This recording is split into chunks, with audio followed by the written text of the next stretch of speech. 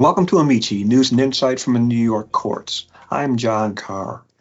In this Diversity Dialogue segment, we are pleased to welcome to the program the Honorable Joan B. Lefkowitz for a Jewish Heritage Month feature. Judge Lefkowitz has been a judge since 1987. She began her career in 1974 as a law assistant for a New York civil court. She later served as a hearing examiner for the family court, as a family court judge in Westchester County, and is currently on her third 14-year term as a Supreme Court justice. We'll discuss with Judge Lefkowitz her groundbreaking career and the fact that early in that career she was fired for the offense of getting pregnant. We'll also talk with her about the intricacies of holding true to her Orthodox beliefs in the regimented environment of a court system. Judge Lefkowitz, thank you for coming on the program. Let's start at a good place to start anything, the beginning. Where were you born? I was born in Manhattan. It was called Manhattan General Hospital in New York City. And what did your parents do? My father we were quite poor, and he was living on the Lower East Side with my mom, and he started a business with my uncle, his brother, with a push cart, and then became opened up a clothing goods stores many years later. From selling socks and underwear on a push cart, he did sales of clothing, children's clothing, adult T-shirts, and he made that push cart into a clothing business. So that's remarkable. Where did he come from? He was born also in New York City. They came from a very poor family. Both parents, and they always worked. My mother, worked in lace, and then she eventually worked, in his clothing store, and they were both from New York. And my grandfather was a taxi driver. What were you like as a child?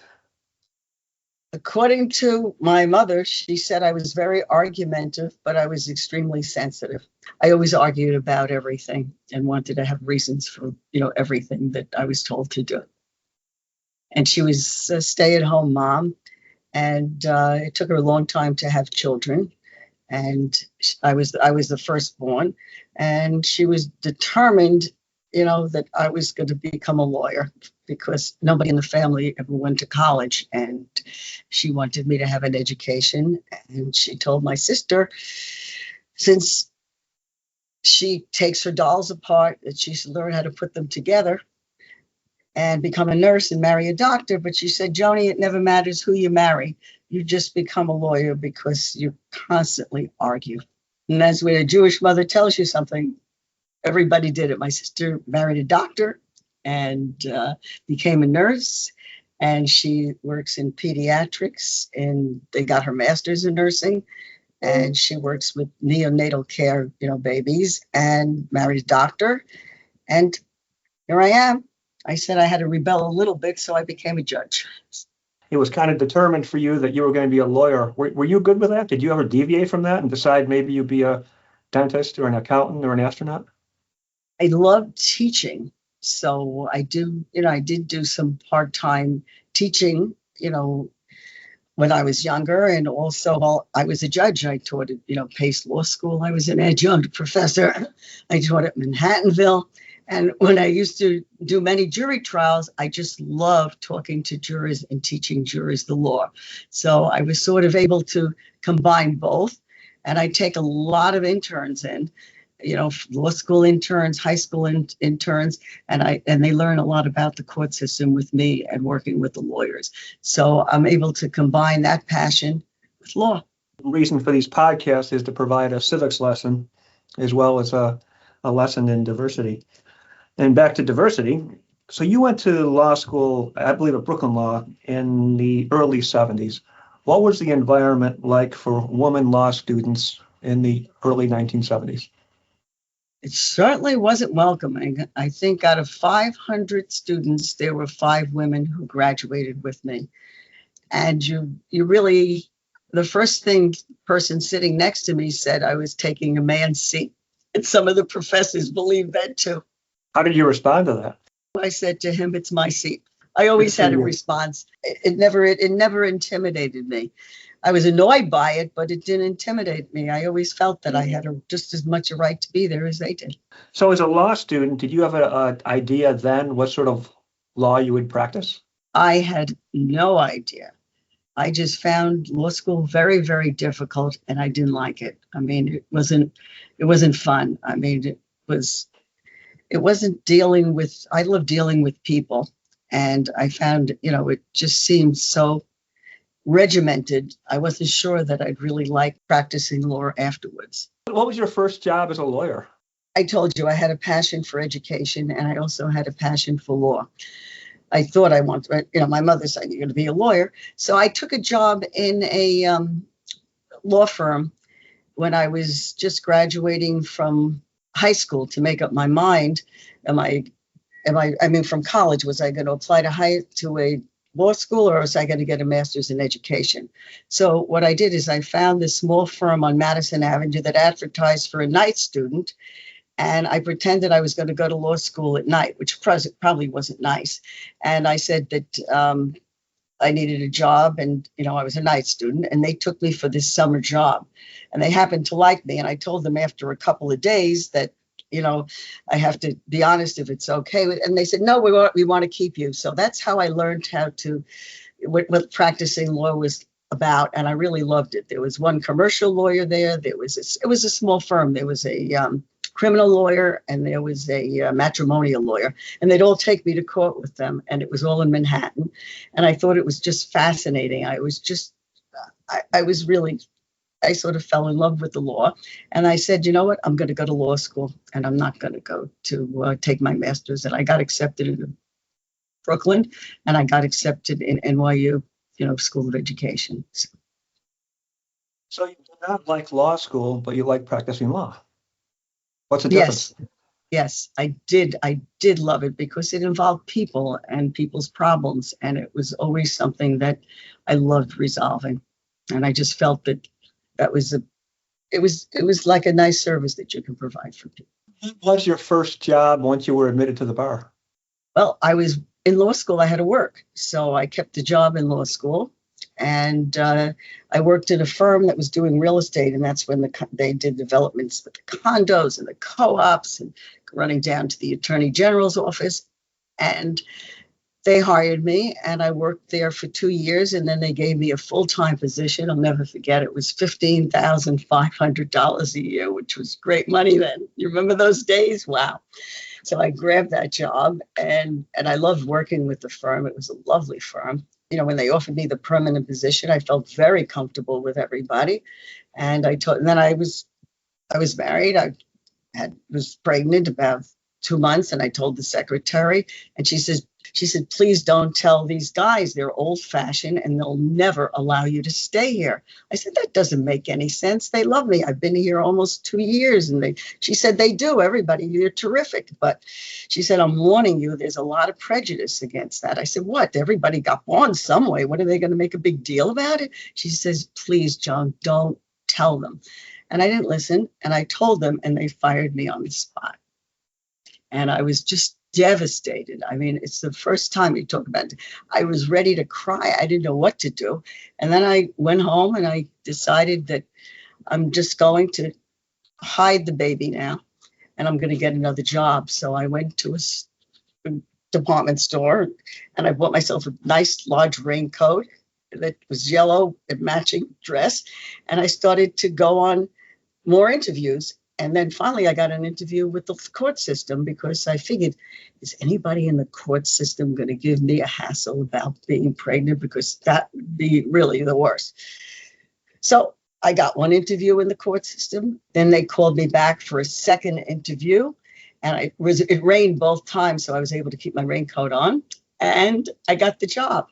And I was so thrilled. I must have been at that time about 6.5 months pregnant, or 6 months pregnant.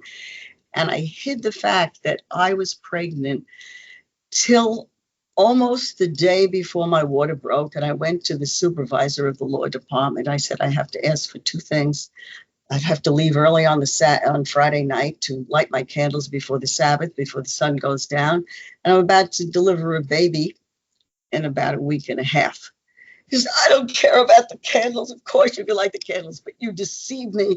I picked you out, and now you're going to march up to the administrative judge and explain what just happened. I said, it didn't just happen. It happened a little while ago, well, about a couple of months ago, but 8 months ago, 9 months ago. I said, but what's the big deal? He said, because it's a deception. I said, a deception? It's right. It's been that way. I never deceived you in any way. I worked like this. And it was like, it was fury. I mean, like as if I really deceived him. So, I mean, it was really a weird reaction, but I figured, okay, I got fired, but is he going to fire me, the administrative judge? So administrative judge looks at me and says, my wife's a lawyer, but she doesn't work. I said, okay. And he says, and why would you take a job like this and get trained and do all that you're doing and then not come back? I said, because I'm going to come back. I'm going to have the baby and I'll be back. And there was no such thing as maternity leave. So he said to me, okay, as long as you're coming back. So I took off a week, had a cesarean section, maybe a week and a half. And I went back to work just to show everybody that I could do it. It was crazy and it was exhausting, but I was young. I mean, and that doesn't happen today. So how did you lay the groundwork to become a judge? I was not a member of any political party. I was not registered as a Democrat or Republican, but I was I was third seat on a big criminal trial. It's called the Stouffer's Fire case. And I'll never forget, it was one of my mentors, Judge Lawrence Martin, was the judge on that case. And like I said, I did the research and I was the gopher. I was just in my late 20s, low 30s. And he said to me, there's no women on the bench. He said, it's very few women. And he said, I think that would be a great career for you. Have you ever considered that? I said, but I'm not political and I don't ever want to be political. I hate politics. I like what I do. So he said to me, well, you should consider it because I think you'd be a good judge. I said, me? He said, yeah. He was a phenomenal judge. I mean, he was really totally impartial and he was brilliant. And I just really admired him. So I said, well, I don't know how you become a judge. He said, well, you better pick a party. I said, well, who am I? I said, I don't care about these political parties. It's a true story. I'm not making this up. So he says, well, you can't become a Republican. You can't become a Republican because they always win in this district, in this county. He says, you have to become a Democrat. You'll become the star of the party. I said, how do I do that? He says, go over to the Board of Elections and register. I said, where's that? He told me it's up the block. I registered as a Democrat. And then I said, well, now what do I do? And he says, well, now what you do is you take the political leader out to lunch. And at that time, the political leader, I don't know, Richard Weingart, and I didn't even know who that was. He writes his name down. I take him out to lunch. He says, you can't just take him to any restaurant. You have to take him to the best restaurant in town. And I was poor. What did I know? I mean, I had a little practice. I mean, and I said, well, what's the best restaurant in town? He gives me the name. I make the reservation. I walk in and I take him out to lunch. And he looks at me and says, well, what can I do for you? I said, I'd like to be your next family court judge. He says, you think you buy me lunch and you're going to become a judge? I said, I don't know. It's something like that. He says, no, you have to become a district leader. I said, well, how do I do that? So he tells me how to do it. And I said, and do you mind if I just put my name in for family court judge and see what the interview was like to the governor's screening committee? Because it was Governor Mario Cuomo and he hires people on merit. He says, yeah, sure. We have our name in. You can't do things like that. But I suggest you do it just for the experience of interviewing. I said, okay, I'm not going to be insulted. I've been thrown out of places before. I've been fired. I said, I don't care. So I put my name in after he tells me it's okay. I register as a district leader, and the governor must have been angry at somebody in Westchester County, and the governor picks me as the next judge.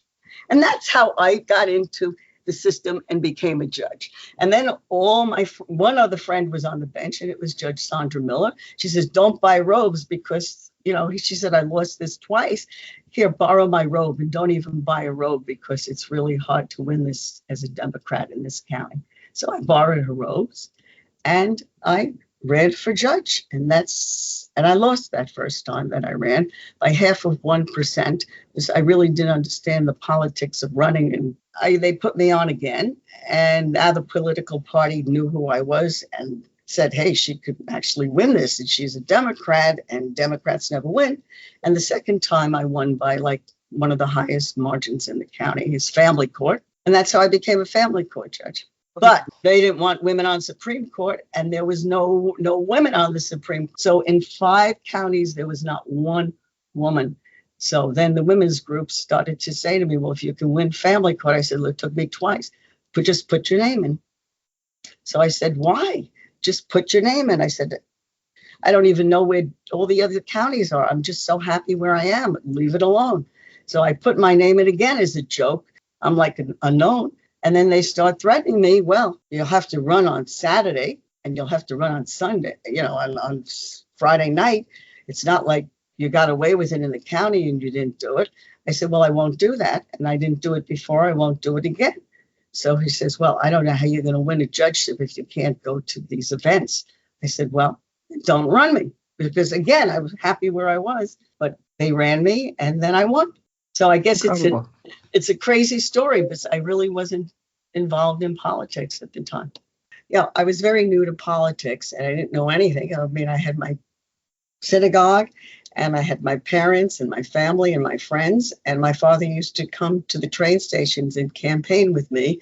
And he used to say to everyone, he said, this is, instead of selling schmattes or selling rags and clothes, now I'm here selling my daughter. I need my vote for my daughter for judge. And I got the synagogue vote. I got, I guess, the Jewish vote.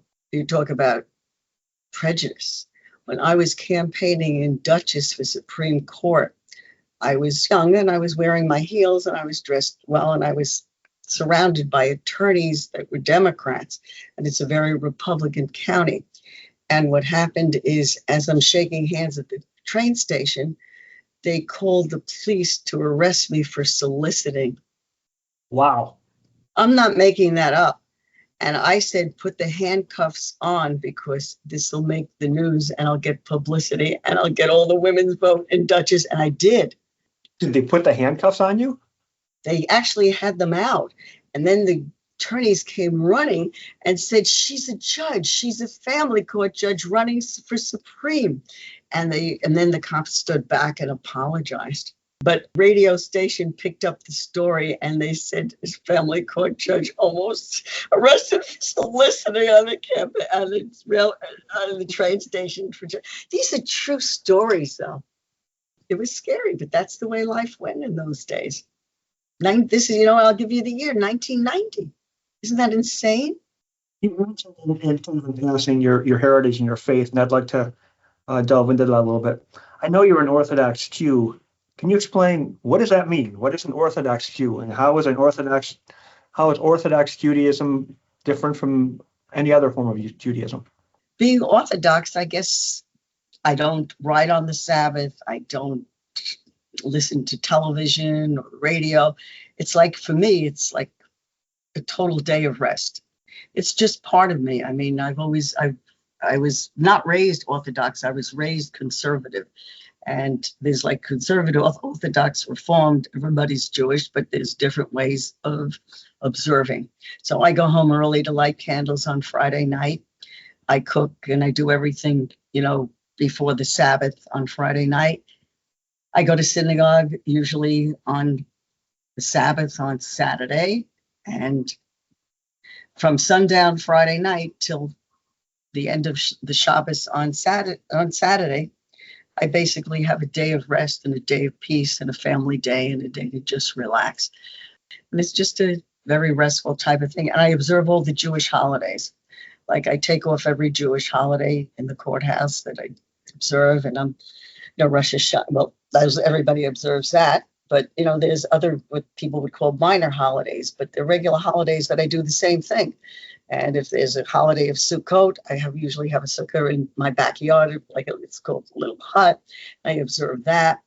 And Passover, I have special food. I change all my dishes.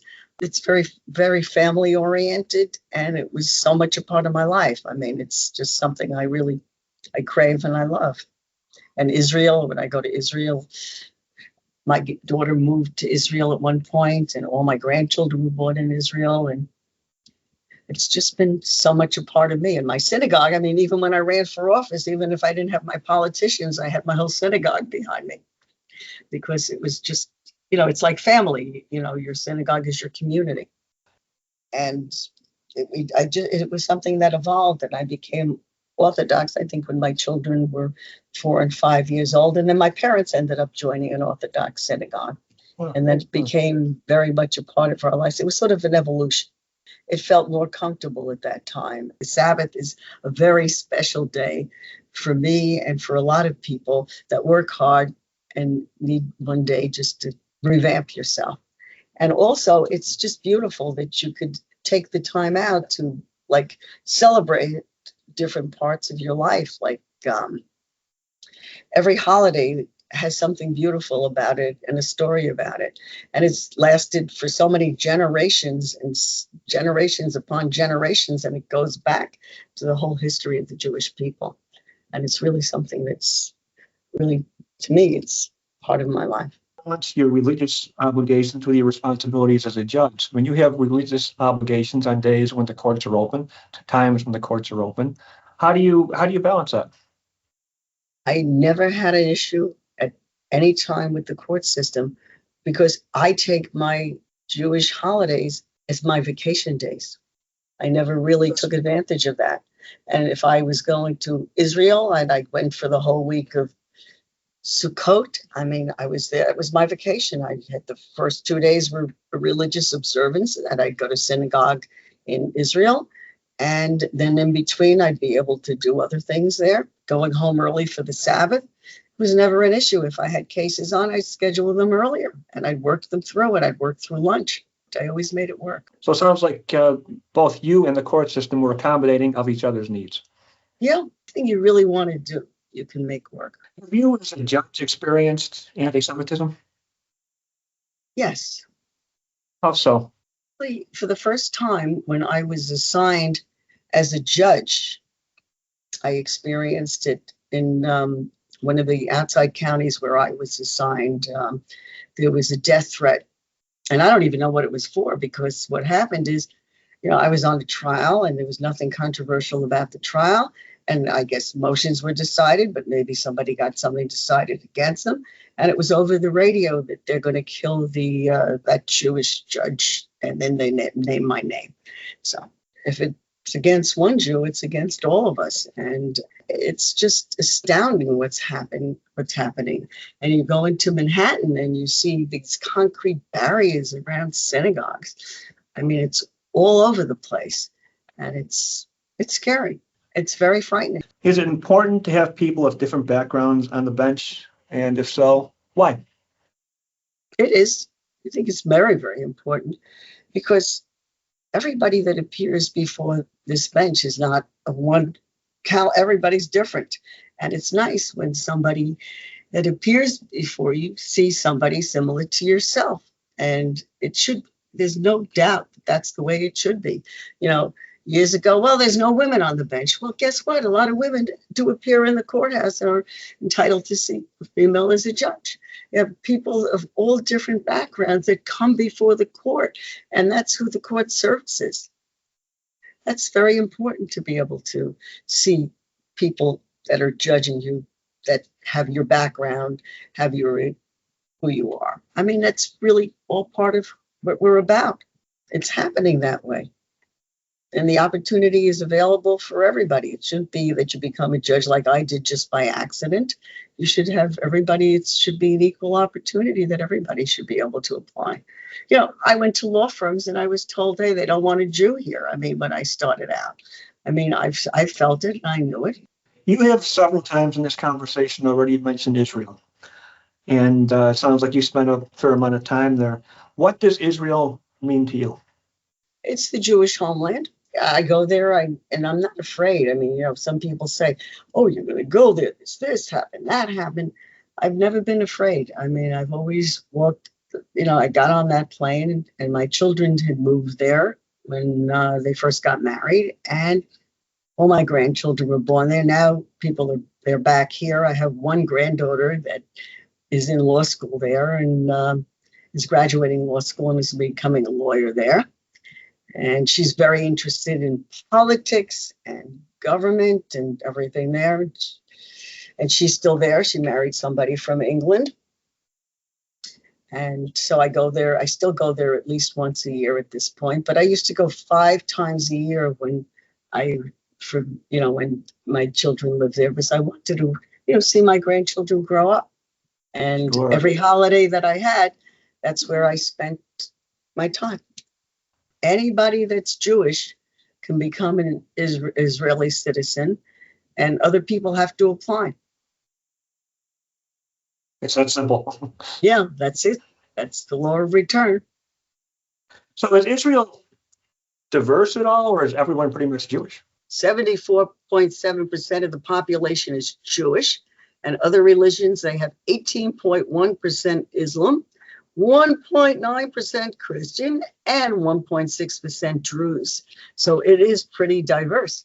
The images we see on television portray Israel as dry, dusty, and dangerous. Tell me what you experienced. Would you recommend a visit to Israel for a non-Jewish tourist? Absolutely. It's beautiful. It's a beautiful, beautiful country. And every city and every part of Israel has something to show you that's absolutely gorgeous.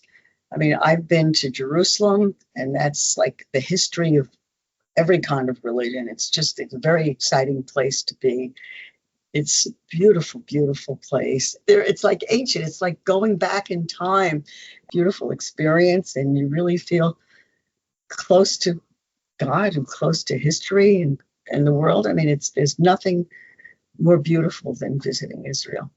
Haifa is a beautiful city. Herzliya, Caesarea. I mean, Eilat. I mean, it's beautiful. Absolutely beautiful. It might have been dusty and dry, but what they've done to Israel is they've developed it, and it's just phenomenal. Just phenomenal. With high tech. And I mean, it's something that I would recommend. You don't have to be Jewish to go to Israel. It's just, everybody loves it. I mean, I've told a lot of my friends, I have a lot of friends. I'm not friendly with only Jewish friends. I mean, I have loads of friends, and everybody that I've recommended to go there. I mean, there's Christian tours, there's every kind of tour you can imagine. So it's not dry and dusty. So tell me about your family. How many children? What do they do? Where are they?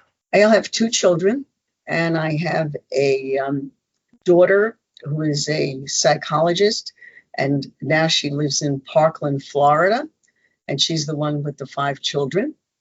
And then I have a son that lives in Mount Vernon. In 2006, President George W. Bush proclaimed May as Jewish American Heritage Month to acknowledge the history and contributions of Jewish Americans to American culture. What does that mean to you? It's nice. Maybe it's a form of recognition after the Holocaust and a lot of prejudice that goes on, but this should be a form of recognition of everybody, and there should be none of the things of the history that happened, but one thing about, I'd say, the Jews, and whether I don't care what you could call them, reform, conservative, there's a certain resilience, and another word is the word chai. It's life, constantly rebuilding every time they kick us out and throw us down. Not many people serve on the bench as long as you have, but you're coming to the end of the road because the state constitution sets a mandatory retirement age. Is that something that should be raised or repealed? I don't know any judge that would not say yes to that. And definitely, any judge that stayed here a long time really loves what they do and likes being part of this court system. So I really believe that nobody wants to leave. Anybody that comes to this court system, is a litigant, is not coming here to say hello. They're coming here because they really have something that they want you to work out. And to me, it's a constant feeling of being able to do that makes me feel good and appreciated as a judge. We'll be sorry to lose you. When you retire at the end of the year, you leave a legacy of nearly 40 years. How would you like to be remembered as a judge? I'd like to be remembered as fair and impartial, and that people will really feel that I really cared about them and their case by the time I've spent with them trying to resolve it and making things work for them in our court system. Thank you. And how would you like to be remembered by your children and grandchildren?